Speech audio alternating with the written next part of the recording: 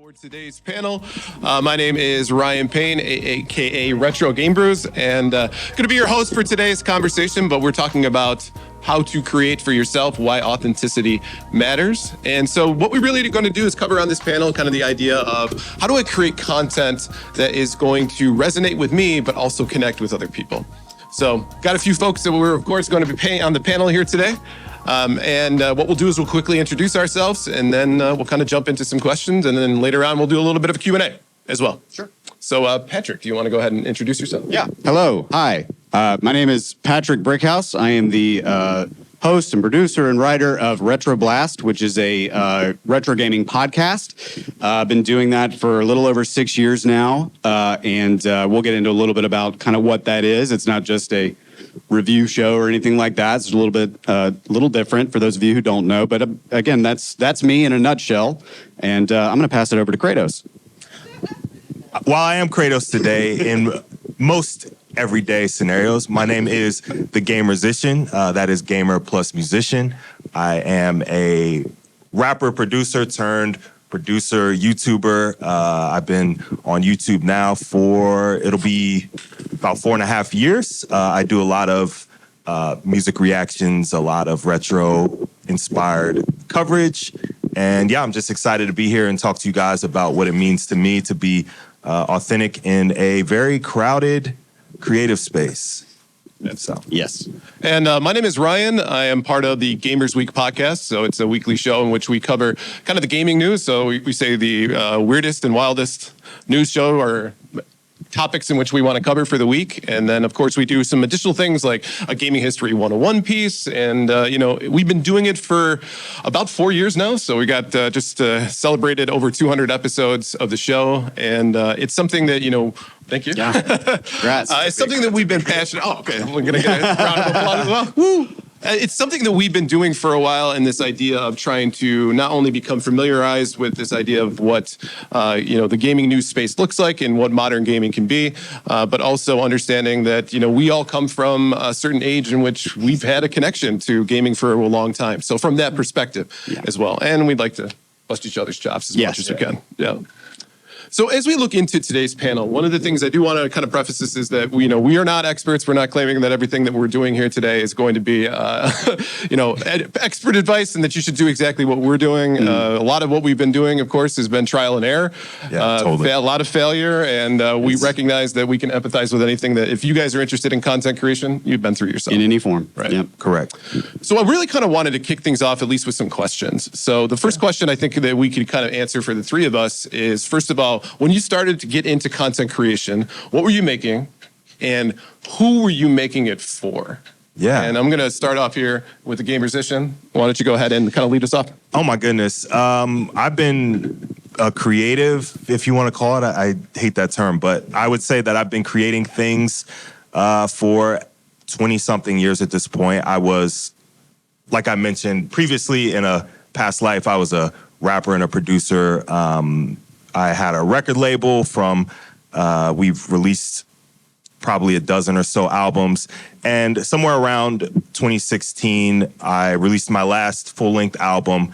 And I kind of hit this point where I was a little older and I wasn't so sure that I still wanted to pursue that so heavily. So I kind of floundered a little bit with creating things. I was still releasing music here and there, but kind of was a little lost. And I've been a gamer for, much longer than I've made music at this point. And gaming's always been something I've been super passionate about, and gaming music especially. So I said, well, why don't I take the two things that I am most passionate about and find a way to combine them in a way that felt unique to me and felt different than things that I'd seen out there. So that was where the Gamersician was born. The concept was to take my love of gaming and my love of music and my knowledge of music and kind of display that a little bit more in the music production standpoint. So a lot of my coverage is around music, the music in games and stuff like that. So that is kind of my pathway. Yeah, I started in a very different field. I don't think most rappers end up with gaming YouTube channels. Maybe some of them do, but it was just a natural fit for the things I love. And I think that's a huge part of creating and making something that is your own, is to not just think like, oh, I want a Minecraft channel, I want a whatever channel. How can you bring the things that you have deep knowledge about and that you're super interested in and thoroughly understand and present it in a way that makes it fun, interesting, and unique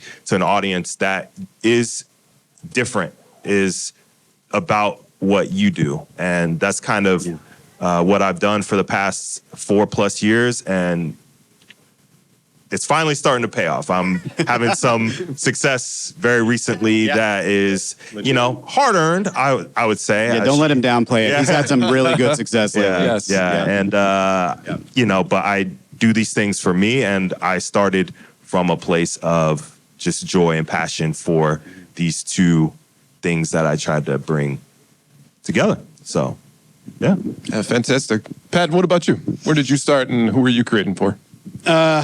My mom. Just kidding. That's a joke. No, I started actually, funny enough, God, this is going back a little ways now. About 15 years ago, I started on YouTube. Actually, no, I started on YouTube / there was a website that is now gone. Some of you might be one person in this whole con who might remember it. It was called gotgame.com. This is back in the days when YouTube was not the primary. Know that. Exactly, yeah. Yeah, it was like Retroware TV. It was one of those. There were a lot of different content creators on the site. And that's, again, when people would go to websites to actually watch content, not just YouTube. Some of you may remember. I see some heads nodding there. Yeah, so I actually was living in Korea at the time. I was teaching English over there, and I was bored at night. And was playing video games and just like started to get in that time of my life where I was like, I want to play the games I played when I was a kid. That's when it hit, right? And so I started doing that, and then I had been watching these websites as well to, see other people's content, stuff like that. And so then I started to go, you know what, maybe I'll just do it myself, right? And so I got into some editing, and I started doing some video creation, and I reached out to them, and I sent them a review for Silent Hill 2, actually, was what I made. I just wanted to make it. It's kind of coming back to that. I just wanted to make it. Yeah, and I was like, I love this game. I want to talk about it. Yeah. And so I sent it to them, and they were like, yeah, we want you to join. And I was like, oh, okay. And so I did, started there. A buddy of mine who was in Seoul with me also helped me with some of that creation. By the time I moved back to the States, this was around 2013, 2014, started up a full YouTube channel. And the reason that I did was, at the time, I wanted to make it. Right? I wanted to get a big YouTube channel, and I wanted to have however many followers, and I wanted to be successful and all that kind of stuff. And I got my other friend who I grew up with to get involved in that. Went through a lot of work, a lot of figuring things out, creating content. Started there. It failed, right? Straight up failed. Did not. It had some success here or there. Did have people that came and wanted to see the content and enjoyed it, but it was hard to get yourself seen. As many of you know, even now, if you create anything, it is really hard to get people to look at it at all, right? So I just gave up, right? At that point, I was like, okay, this is not going to work. Wait. Fast forward a few years, around 2019, I was literally sitting on my couch, and I was just like, I need a creative outlet. I need to talk about this stuff. I love video games. I've been playing them since I was a little kid. They mean a lot to me. What do I do, right? I don't want to do YouTube again. This just wasn't for me. YouTube's great, but I was like, I would rather. It's tough, yeah. But that's not to say you shouldn't do it if you want to do it. I think this plays into that. And I was thinking, what about a podcast? Why don't I just do a podcast, and I'll just do it for me. Right? I'll just do it because I want to do it. And that's where it started, right? So I got with a friend of mine, and initially they were heavily involved in the show, and we just did it. Straight up just did it. Just kind of sat down, got some the best mics we could afford at the time, and just recorded the show. I did my best to make it as quality as possible. It's still up, by the way. It's still there. You can listen to how much the show's changed since then. So that's where it started. And the reason that I started, again, was because I needed a creative outlet. And that is still there, but something else has also happened since then, which I'll get into in a bit, and as to why I'm still doing it. So, yeah. Fantastic. Awesome. Yeah. And I think, I have kind of a similar story where, back in like 2006, I started to watch kind of the angry Nintendo nerd back then, and really got into the kind of that space.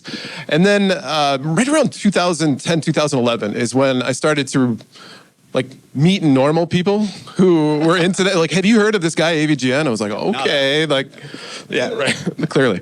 And so it was like, all right, well, maybe this is something I can do too, because I've got a lot of opinions. I like the content. These are things that I could do. But I didn't want to do the exact same angle as just like a review show or a curse and stuff. There was plenty of people out there who were trying to emulate that. So I started off with this crazy idea that I was going to play final bosses of video games as like a first-time run-through, and that did not work at all. It was called Boss versus Noob. It was atrocious, right? Terrible name. Like concept. It was, just awful. Yeah, and maybe we should revisit it. Right? Yeah. It's still my email address though, which is funny because every time I log in, it's like, oh yeah, I remember when I did that. So after that, it just got into the point in which I still had that bug or that itch for content creation. But Pat, I was similar in that way where I wanted to make it big. I wanted to do something where I get to see the success and live in the limelight and maybe make this a living, if you will. And so did a few other different channels, was a part of some friends' piece, but I finally got into podcasting, and it started off where I was with a buddy of mine who actually got me into retro collecting. We would talk about video game stuff, and then we would drink beer and talk about the beer. And that was dangerous. And we were doing it for ourselves, I think, at that point. And in fact, we weren't even on like an RSS feed. We were sending out emails to people with like a Google Drive link, friends and stuff, and like, hey, share it with your friends if you want to. We did maybe 10 episodes of that, but I started to have some folks on as guests that were legitimately doing podcasts. And so it was, how do I get into that space and feel comfortable and proud of what I'm doing? So eventually I started a podcast with a few friends and really started to understand what I was doing in that space. Because as we started to send out that information and it kind of gotten some traction on Twitter posts and social media, what we started to see is that there was a community building around that. Where people were coming back. They wanted to be a part of what we had to say. And in fact, sometimes they even wanted to correct us on stuff, which I thought was great. Tell me I'm wrong, please. Please. Yeah. And eventually that podcast kind of fizzled out, and so we started Gamers Week because Donnie, our third co-host, so me and Blue were doing that podcast. Donnie, our third co-host, had been a guest a few times on that show, and he always seemed to fit. It was always natural as things went. And that community followed us onto that new show. And it felt great because it meant that, regardless of what we were covering or what we were doing, those folks, for one, wanted to hear what we had to say, but liked the chemistry that we had with the banter, the humor of it. Yeah, exactly. And a lot of that led to me going, I don't need to do this to become big. I don't need to get sponsorships and that kind of thing. Let's just start doing this because we love doing it every single week. And so it became a hangout, if you will. And that built on that, and more people wanted to hang out, and more folks were signing on to our Patreon. And as time went on, this community that we've created as a result of that has led to marriages. It's led to friends meeting each other and all this kind of stuff. It's fantastic stuff. We just met today, basically. Right? Yes, yeah, pretty much. In person. We've known each other for years, but we just met like all in person. Internet friends, man. Yeah. Meet them. It's great. Yeah, that's right. So as we kind of move forward into this idea of creating for authenticity, one of the things I think that we've often at least talked amongst each other is this idea of kind of chasing trends. And where's the danger behind trying to chase that next trend? Mm-hmm. So Pat, do you want to kind of start off and tell us a little bit about your feelings and opinions on that? Oh, my feelings? So danger of chasing trends. Yeah, so I think the main thing that I would say right as I see it, and what I try to be pretty observant, of what everyone else is doing. And I think while that's a great thing to kind of get an idea of what you want to do, it's also a trap because you end up in a lot of ways kind of deviating from why you're doing it in the first place and like why you even started doing it in the first place. And the trends, especially right now, are to, you see it every day. If you get on YouTube right now and you look up particular content that you're interested in, you're going to see however many people doing the exact same things, saying the exact same things, editing the exact same ways. And again, that's just YouTube. Even podcasts, like you have a lot of people that are like, you know what? I've listened to this podcast. I want to do the same thing, right? Maybe they like the Bombcast or something like that, which I used to listen to. I love the Giant Bombcast back in the day. But stuff like that, where it's like, I'm going to do that too. I can do that. I'm going to do that. And then you start following that, and then again, you start to lose your way a little bit. And I think that comes from a place of, you're kind of second guessing yourself, and you're not thinking, well, these are the trends, so this is what I need to do, right? I need to do this because if I don't, then I'm never going to get anywhere, right? That is a tricky thing. And I found myself, luckily this time around with starting the podcast, I went into it with the idea that, okay, I've heard a lot of other gaming podcasts, right? I've heard a lot of, or I've watched a lot of gaming content. I'm like, do I want to do, I don't want to do that. I don't want to do it that same way. I want to do what I want to do. And you know what? At the end of the day, if I get one person who listens to this and they say, hey, I really enjoyed that, then I was going to be satisfied with that. And that was day one. I literally remember having that conversation in my head with myself where it was like, that needs to be your goal. Get it out there, just do it for yourself, and then see, what happens. Don't do what everybody else is doing. And I did that, right? And of course, it's slow at first, right? Because you have to get your stuff out there and you have to dedicate all this time, and it's really hard.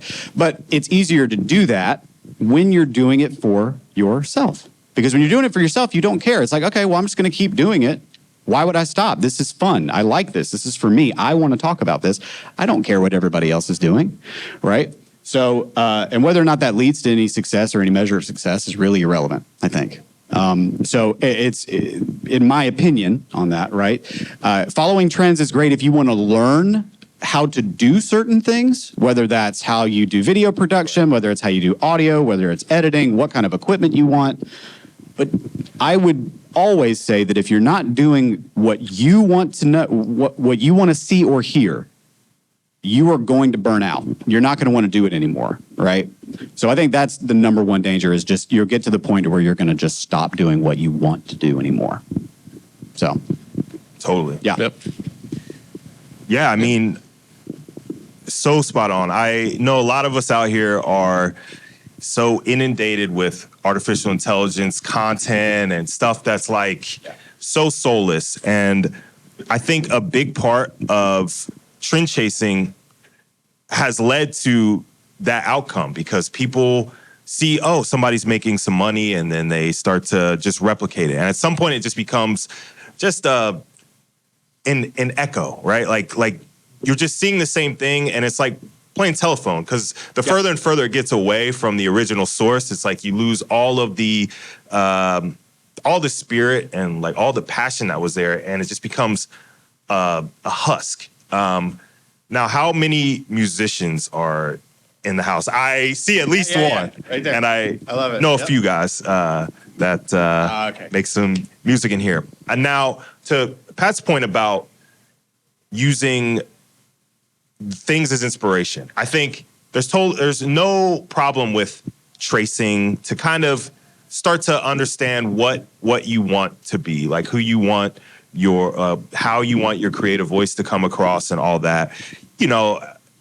We all are products of our inspiration, especially, I mean, most musicians can name off 3 to 5 people that they admired, and if you listen close enough to how they play music or write music, you can probably hear those. But I think what trend hopping does is it cuts out all of that growth period of you trying things, failing.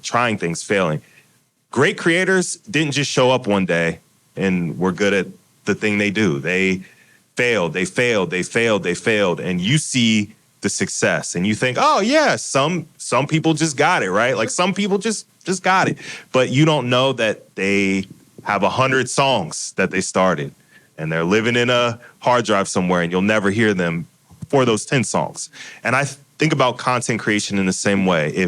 If you're strictly trend chasing and you're strictly hopping between the things that are getting views, you're always behind the eight ball, because when the trend switches, when the game that you cover because it's big and interesting, when that game stops working and people stop playing it, now what? You are just a product of that one aspect of the machine. So I think if you take anything else from, if this is all you take from what I say today, I think it's great to consider your inspirations, but at some point you have to move past that and carve out something that you can be proud of, whether that's 10,000 subscribers, 1,000, 100, 100,000. Like at least one. Yeah, I mean, that's something that you can be proud of. And I know the hardest part of creating is when you have to have that honest conversation with yourself about if you can keep doing it. So I get that there's this need to at least have some success to say, things are going in a direction. So that's always going to be there. But you can only get to that point and past that point if you're creating something that's captivating to your audience. And you're not going to captivate an audience just by following people around everywhere. You got to create a pocket for yourself. Yeah. If there's any drummers, you got to find a rhythm. You got to find the rhythm and keep with it. And your rhythm will be different. And that's fine. That's good. That's better than fine. That's fantastic. So find your rhythm and find your groove and stop chasing others. So. Yep. And I'll echo that as well. Finding that rhythm, I think, is a big part of being a content creator and finding time to really take pride in what you do, because you start to see that over time. You start to recognize that what the content that you're creating is getting better day over day. I think with tracing trends, it's easy to chase trends, but not take pride in the work that you do. So a lot of times what we're looking at is that if you're chasing the new thing. They're really chasing money. Well, that's it. A lot of people. You're chasing not necessarily the love of the art of it. Right. You're chasing something specific. And so what ends up happening is you are just trying to pump out content as much as possible, trying to do as much as you can in order to stay on top of that next trend, the next trend, the next trend. And when we talked about burnout being a part of it, that's one thing that can lead to it. But the other piece is just the quality of your content gets so much better when you love what you're doing, when it's passionate. You look at your content and you go, you know what? I would have done something differently next time. Yep. And you do it. You figure out a way. A lot of times too, especially if we're talking about like editing audio or video, you're going to find new tutorials, new tricks, and new tools to use in order to make it that much better. And so as a result of that desire to kind of get famous as quick as possible, cut a lot of corners. Well, that's it. You're going to cut a lot of corners in order to get there. And over time, the more high quality that you put out there, the easier it is for people to find you and connect with you and think, wow, and as you kind of pointed out, the person who gets really successful in music had 100 songs that you've never listened to, right? I mean, it's the same thing, like Led Zeppelin didn't become famous overnight. They grinded it out, right? And when they did become famous, that was some of their best work because they had, they were ready. Exactly.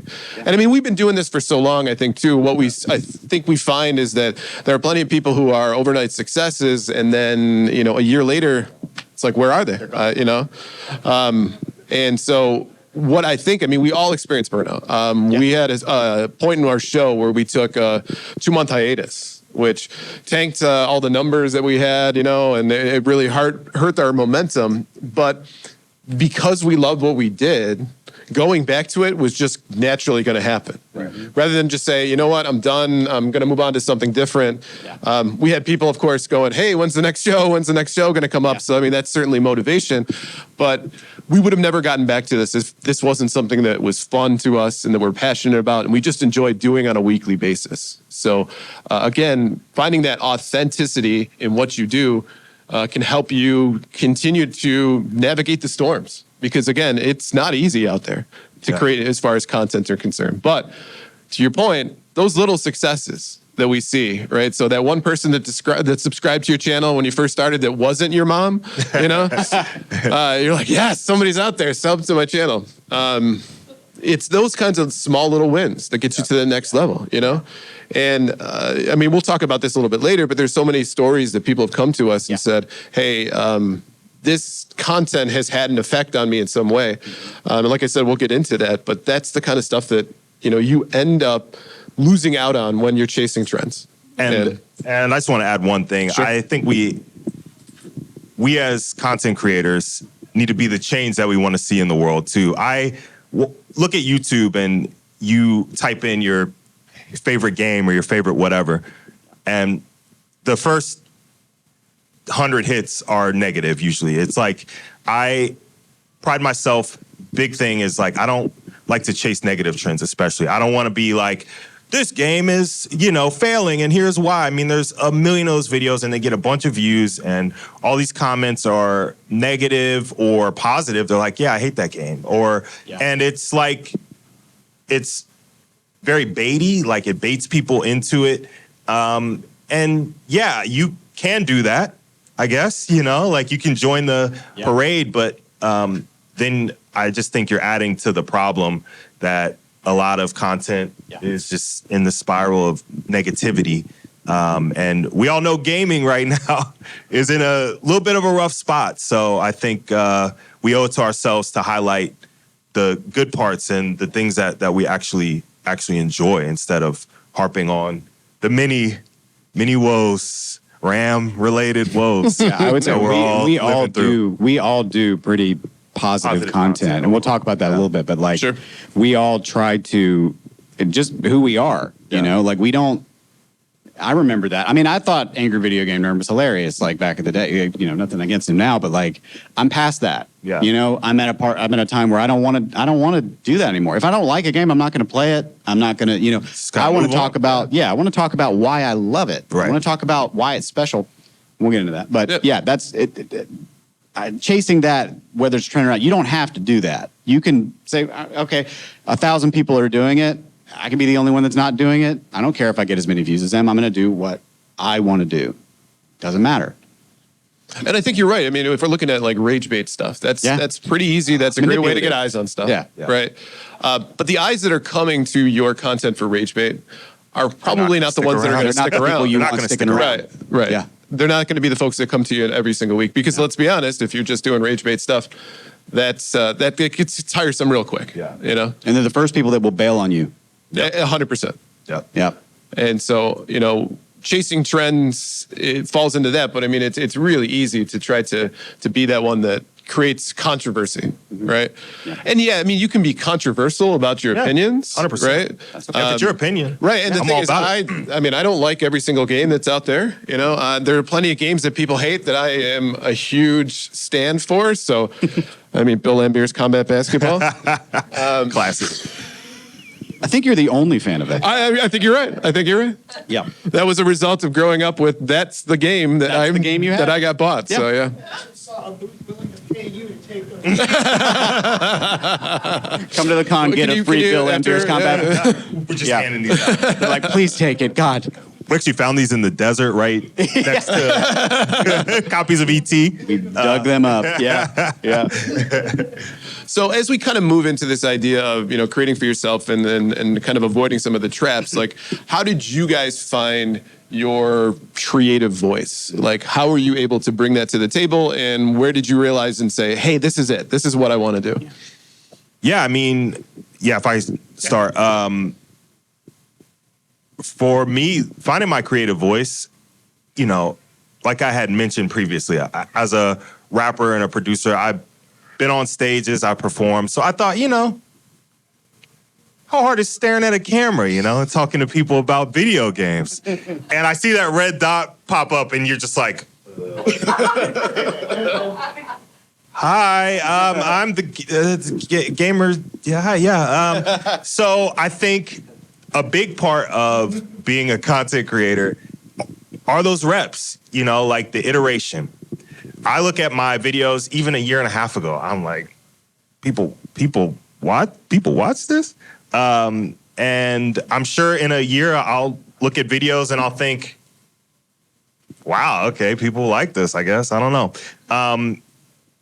Part of it, I think, too, is you see yourself very differently in yourself, especially than the way others see you. I do all of my own editing. I taught myself how to edit ground up. I had no idea how to video edit. So, you hear all your ums and your pauses and your weird little vocal tics that you have. And I'm intimately aware with all of those in myself. And I think some of that stuff is really good for you. It helps you kind of get past some of those fears that we all have, being on camera, being recorded, being, in front of people, even if you're not physically in front of people.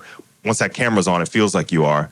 And I think going through all of that is a huge part of finding your voice, because we all think we know how we want to present ourselves and how we want to come across on a podcast or on camera. But so much of that is natural progress and how you grow as a content maker, and how you bring your personality to those things. I always say that my personality on camera is totally me, but it's just like the fader's pushed to past zero, It's like I just amplify those things, and you have to figure out which parts of your personality that you think work better on camera or recorded, and you kind of pull things up, you kind of pull things back to just kind of fit the way you want to present yourself. Because ultimately, there's probably 1,000 ways that you could be on camera and present yourself. So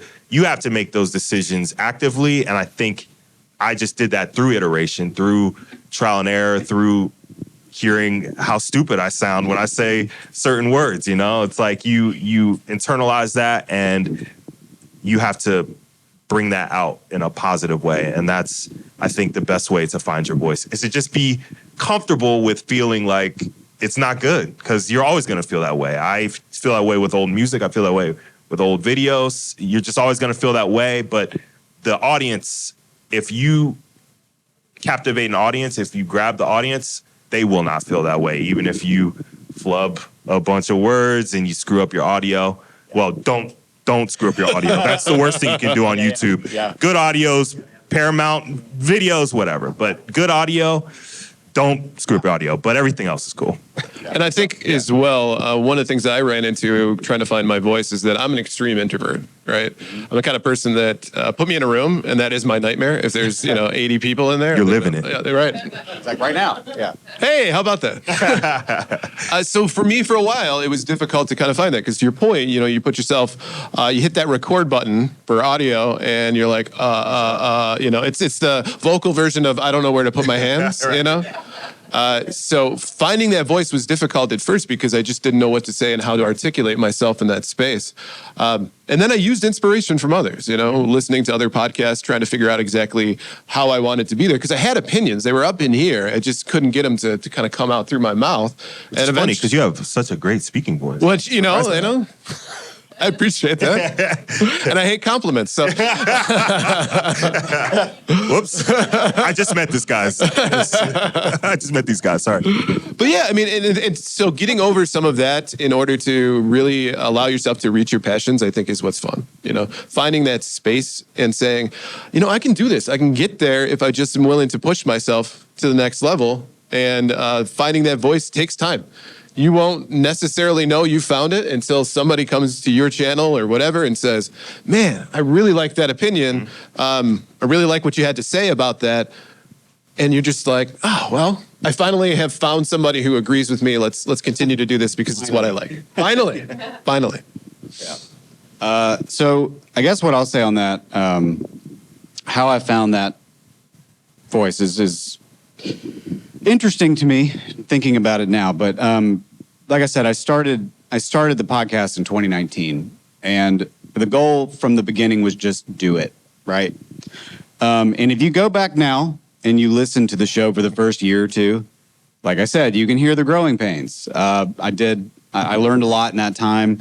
And there have been times where I've thought, maybe I want to go back and redo those, right? I talked about a game I really think I could talk about again in a lot better way. But I haven't done that, right? I want to leave it there because I want to go back and see how much I've grown and how much has changed. But the biggest thing is just how the show itself has changed, because, and it's just because of the natural like having people come on the show and actually talk to me. And usually I have on one guest. For those of you who haven't heard Retro Blast before, I've been on there a few times. Yeah, they've both been on more than a few times. You're about to get a free sub because you've been on almost 6 times. So he's pretty close. But again, so typically it's me and then I have a guest, right? It is just me and them, and we have one game. Every single episode is about one game every time.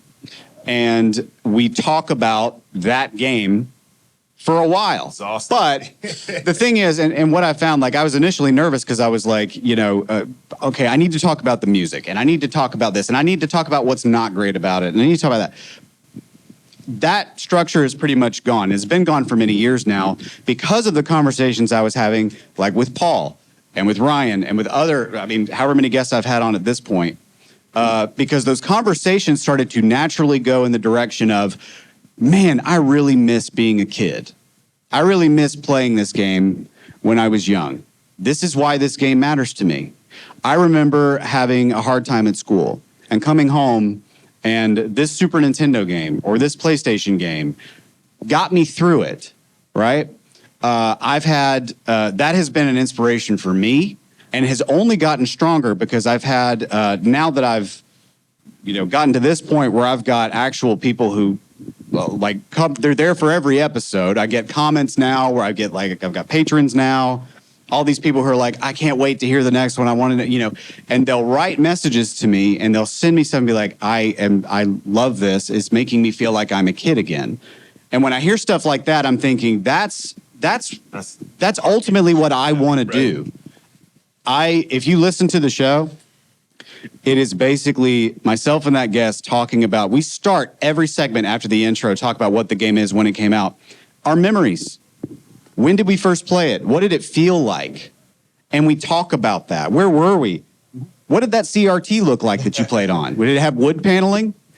We talk about that stuff and we get into it. And then we talk about, why is this game so special to me?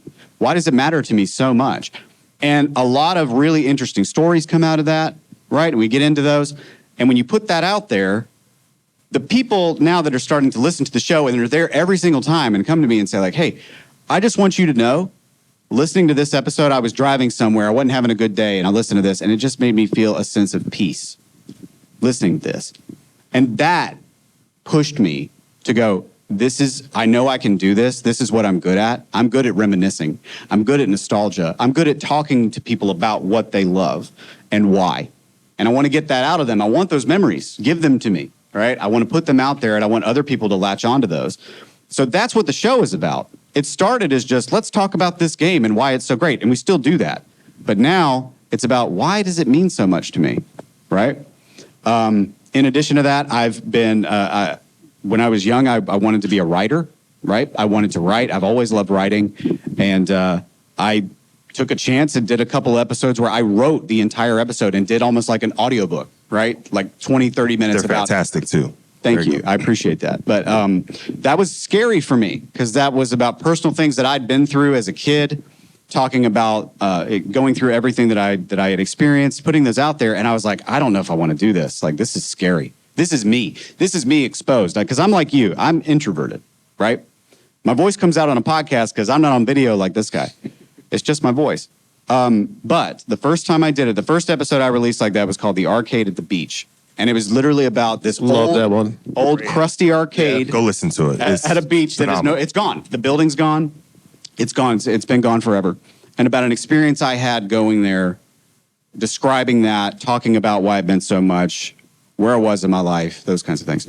And the response I got to that was overwhelming, to where I got a bit emotional and maybe more scared. Vulnerable. Because I was like, they're going to want more of these. Yep. But I started to realize that the reason that people were coming to listen to my show specifically was that that's what they wanted.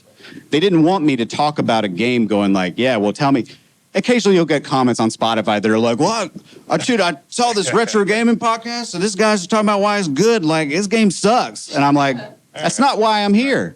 Go to another one you can find something else, no offense, but you can find something where people want to do that. I'm not doing that. That's not why I'm here.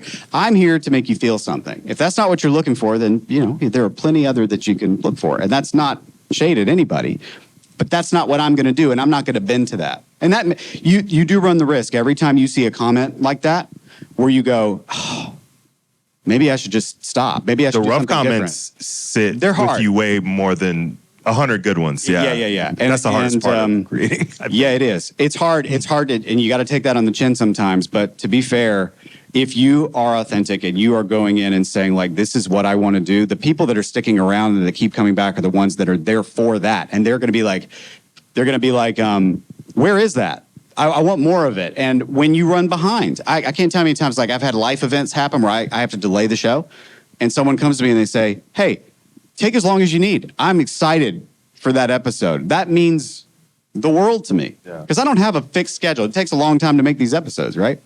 Because they're long form. They're meant to be that way.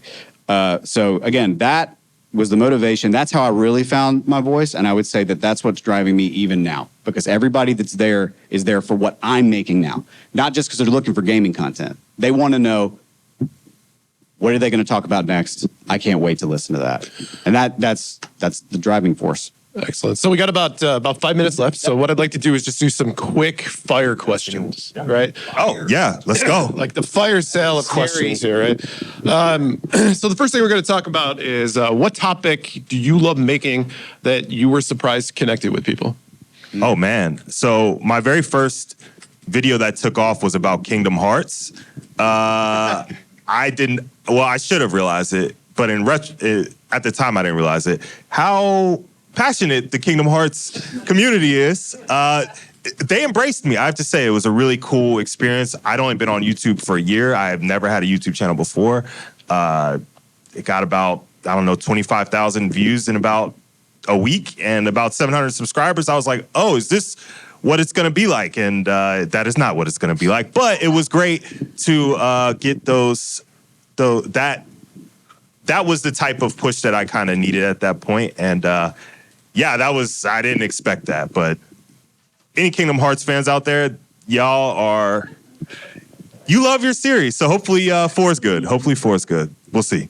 What is it, a topic that you're surprised with? Yeah, a topic that you were surprised that people connected with. And I think for me it was, so I was big into like gaming history. I'm a rabbit holer, right? As soon as I find something, I need to find out exactly where it came from. And then it's, that's the next Wikipedia page. And so that was a natural inclination for me. And I like doing research on that stuff. So I do a gaming history 101 segment at the end of the podcast. Yep. We just talk about an interesting story. I'm not necessarily concerned about the fact. I want to know the history behind it and like what actually happened. And I was surprised how well that resonated with folks. Because I thought that people would just be like, it's the end of a podcast. This guy's just rambling. Let's turn it off. Thanks for the news, beforehand. And it's amazing how many folks. Look forward to yes. And it's getting to the point where I'm debating making a YouTube series. Yeah. So cool. Yeah. Yeah. Dropping that. You heard it here first. Right. World premiere. Yeah. No, I mean, I know I kind of already got into it, but yeah, it's probably the fact. Now I've got technically 3 full written episodes of the show. The most recent one I did was the biggest project I've ever done, and it was, again, because I'm trying to lean into that. It's called Funko Land. Anybody remember Funko Land? Yep. You got a Funko Land enjoyer over there. I used to work at a Funko Land when I was in high school at one of the weirdest times of my life, right? The whole episode is literally just me trying to make this sense of this like what was happening in my life, what I experienced working at Funko Land as a 17-year-old in 2002, right? And it just kept going, and I made this, and I was like, that was where I was like, no one's gonna like this, no one's gonna like it, but I've gotten some good responses to the other 2. Put it out there, and then just like I said, I don't want to harp on it too much, but the responses to that episode in particular has. I can't even tell you how much it means to me. I'm still getting people reaching out and sending messages and saying, like, I just finished your Funko Land episode, and I cried. And I'll be honest, and that's not literally, more than one have said that to me, and I don't believe them at first. But then I think about it, and I'm like, that's what I want. I don't want to make people cry. Don't understand. But it's like the fact that they had emotion and they got something out of it because I let myself be vulnerable. So I'm surprised at how vulnerable I am letting myself be, right? So I'm surprised that I've gotten into this and let myself get into these types of topics about my life, because I am a private person. I don't like to do that. But through this, I have, and I'm just surprised at the response to that. I never thought I would get there. I thought it would just be about just the game. But here we go. So to kind of wrap up a bow on Yeah. it, what's a piece of advice that you guys would give to somebody who wants to create content but is worried nobody's going to watch it, listen, whatever? Be ready for the bumps. There's going to be a lot of ups and downs. You'll have a video get 25,000 views, and the next one will get 25 views. And you just got to be ready to ride the wave and not be so tied to metrics and viewership and all that, because it will change for good or bad. And just be ready for that. And don't tie your worth. My biggest piece of advice: don't tie your worth to your numbers. Yeah, I'm going to echo that. The only thing I'll say is really, we talk about authenticity. Make sure that no matter what you do, how long you do it, what you're making, make it for yourself. Do not make it for anyone else. If you put it out there and no one likes it, who cares? If you like it, that's fine. But your audience will come for you, and they will stay for you, and they're going to like you, and they're going to support you. Do you want quantity or quality? Right? Sometimes you can have both. Usually you can't, right? Especially now. So I would say, yeah, that's my best piece of advice. Just make it for you first. And if you don't do that, then you shouldn't be doing it. I'm going to say create the thing you wish existed, you know? And so it's out there. You've done it. You can feel proud that you've done it. It's what you're passionate about. And if it doesn't work out immediately or over time, at least you can say, I did the things I wanted to do, right? So it's that you'll never have that kind of regret if you're going to create the thing that you love. So, yeah. So thank you, God. Yeah, no, go ahead. Sorry, you're the host. I am the host. Thank you guys so much for taking the time here to join us. We really appreciate it, and this is something we're passionate about, but we'd be happy to stick around to answer any questions that you might have. There's tea and punch and cookies in the back. I'm kidding. But it's been an absolute pleasure. He said, no, there's nothing back here. No cookies, I looked. He's like, I looked for cookies. There's no cookies. But yeah, just real quick. Yeah, thank you as well. We're going to tell you where to find us real quick. I'll do it real quick. Again, Retro Blast. You can find it on Spotify. Any audio platform, it's there, right? Just Google it. Also, my website, retroblastpodcast.com or retroblastpod.com. I got to remember that. All my episodes are there for free. If you don't have any of those services, go listen to them there. You can listen to them however you want. I do have a Patreon as well. If you want to support the show, you can do that and get involved in the show, because we do have patrons on every show. Read your comments and questions on the show. Yes, I am at TheGamersician everywhere, whether that is YouTube, Spotify, Apple Music, whatever. So I've released 2 going on 3 albums under this moniker. So a lot of lo-fi, hip-hop inspired gaming music with some other little twists in there. Yeah, so at TheGamersician everywhere. That's gamer musician, so it looks weird. I also have some business cards up here, so feel free to grab one and scan the QR code on the back. And you can find us on any podcast player. It's Gamers Week Podcast. We record every Wednesday live on Twitch as well, so it's Gamers Week Podcast, twitch.tv. And we got a YouTube channel, but we just post the audio versions of that as well. But we're also on Blue Sky and Twitter at Gamers Week PC. So feel free to check us out. And we all do content together, so you're going to hear them on my show. And yeah, we've already collaborated a lot. So yeah. All right, guys. But thanks, guys, for being here. Thank you so Thanks much. It's a great panel. This is a success. Love y'all. For real.